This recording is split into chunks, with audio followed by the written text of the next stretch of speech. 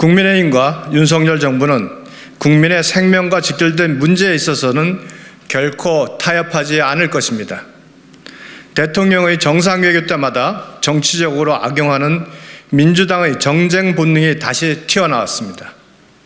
어제 민주당이 제출한 국정조사에서도 후쿠시마 수산물에 대한 수입 제한 조치를 해제할 것을 일본이 요구한 것으로 전해진다며 카더라식 가짜뉴스까지 요구서에 포함시켰습니다. 이에 편승한 언론이 전직 일본 총리 접견 과정에서 윤석열 대통령은 시간이 걸리더라도 오염수 방출에 대해 한국 국민의 이해를 구하겠다는 발언을 했다는 일본 교도통신의 가짜뉴스까지 인용 보도하고 있습니다. 다시 민주당과 좌파 언론의 협업이 시작된 것입니다.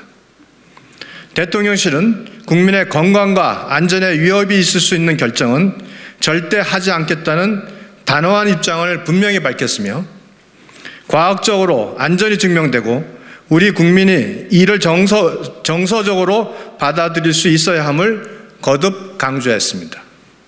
정상외교는 대통령이 국익만을 위해 뛰는 총성 없는 전쟁터입니다.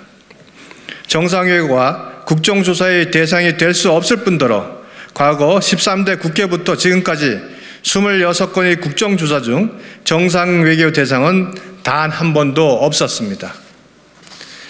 2017년 9월 일본의 한 언론은 당시 트럼프 미국 대통령과 아베 일본 총리 간의 전화대화에서 한국이 대북 대화에 구걸하는 것 같다고 했다고 보도했습니다.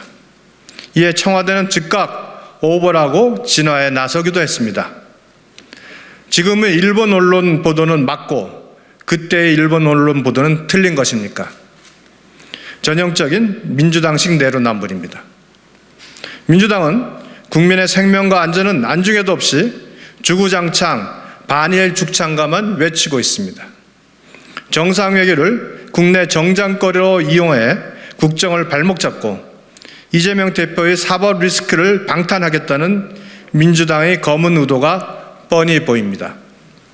국민의힘과 윤석열 정부는 국민의 생명과 직결된 문제에 있어서는 결코 타협하지 않을 것입니다. 민주당의 목표가 오직 정치공세라면 국민의힘의 목표는 오직 국민과 국익입니다.